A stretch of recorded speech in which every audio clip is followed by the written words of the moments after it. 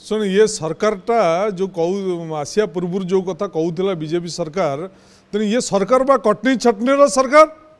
कटनी सरकार छटनी सरकार ये कहूँ आपण मान उदाहरण दौची आपण मैंने देखु गत वर्ष तुलन में जो जिले में जी धान उठी ताठू कम टार्गेट धानर दि जाइए एवं जो चाषीटी 2 एकर जमी चाष करूला 30 क्विंटाल धान दवापाई से सुजोग पाऊला बर्तमान ताकती 10 क्विंटाल धानर टोकन जाइए सरकार एणे कहते आम धान रेट 3100 टका गलु किंतु चाषी जी उत्पादन धान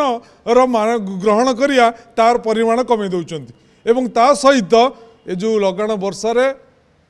कलर ना रे कटनी छटनी करफेक्यू कर तेणु एफएक्यू प्रश्न मोर ये कहया कथा जे आपन तो डबल इंजिन सरकार केंद्र में बीजेपी सरकार राज्य में बीजेपी सरकार पुणी एफएक्यू ना रे चाषी मान को हैरान करवा कटनी छटनी करवा यह निश्चित भाव में अवास्तव यह चाषी समाज को गोटा भंडेबार कार्यक्रम जिले में उठी पार नहीं